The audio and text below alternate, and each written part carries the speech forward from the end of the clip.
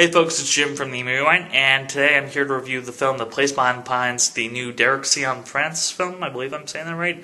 This is the director of Blue Valentine, which came out in 2010. And I saw this film actually last Saturday. I apologize for getting to my review just now. I've been kind of busy, and I know it's been a week or two since I've last updated, but this is sort of an off-the-cuff review. I'm going to try to be sort of sensitive to moviegoers that haven't seen this film and try to stay away from certain big plot details. It's not like it's that kind of film, but there are certain reveals that I think you should see for yourself. But like I said, for the most part, it's not really a movie that's necessarily concerned with sort of plot semantics and whatnot. But anyway, the film follows three different stories, or has three different acts.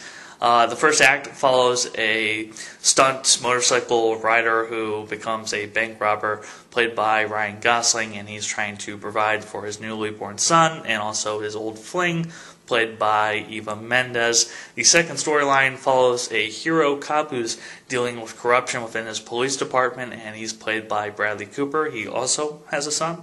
And the third storyline takes place 15 years after the second one, and it follows two characters that are interconnected to Ryan Gosling and Bradley Cooper's character. And I don't want to go too much more into that other than that. Very good film. Like I said, this is the second film from director Derek Cianfrance, who directed Blue Valentine. I think a much better film and a much more polished movie. A movie that I think went through like 67 drafts. But I still think that this is a very good film that is incredibly ambitious, and even more ambitious than something like Blue Valentine. And it's rare to get even an independent film on this sort of size and scale. Usually independent films are sometimes strikingly honest and real, but they're sort of small.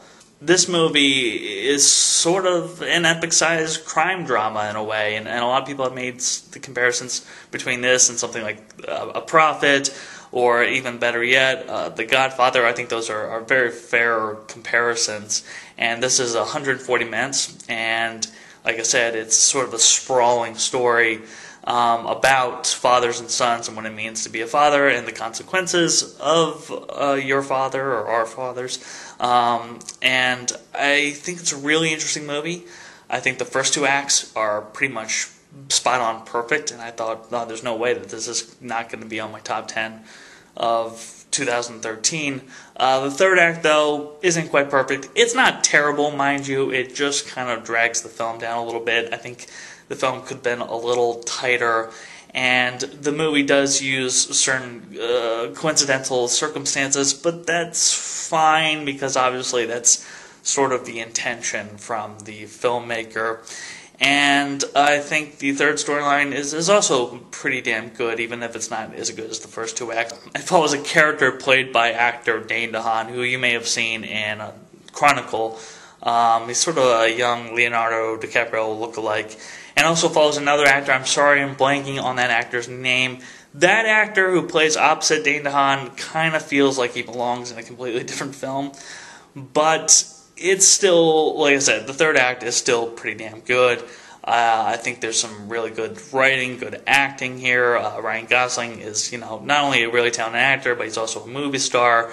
And he's just doing really. I think really there's not. I don't think there's any actor that's doing the kind of work that Ryan Gosling's doing, both in sort of independent films and maybe even also studio pictures. And I think Bradley Cooper also gives a really solid, understated performance.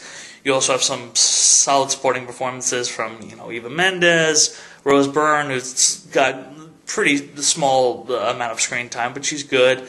Bruce Greenwood and Ray Liotta as a corrupt cop, no big surprise there, but very intimidating. Good music selection, beautifully shot, thematically unique and interesting. It's definitely a film that I look forward to returning to when it comes out on DVD.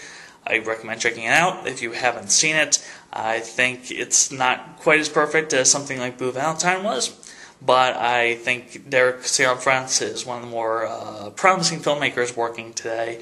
And also, I would love to see Derek Cianfrance. I gotta just say, I would love to see him do a thriller, because there are some scenes here that are just nail-biting intense, and just really gripping. I mean, there's a one take where it gives you sort of a POV shot from a cop's car where you're following Ryan Gosling's character on a motorcycle and the cop car is chasing him, and just these great breathtaking shots that are just real stunts, real danger, and that's what makes it sort of exciting. Oh, also Scott Mendelsohn, I gotta bring him on for a second. I think he's an Australian actor.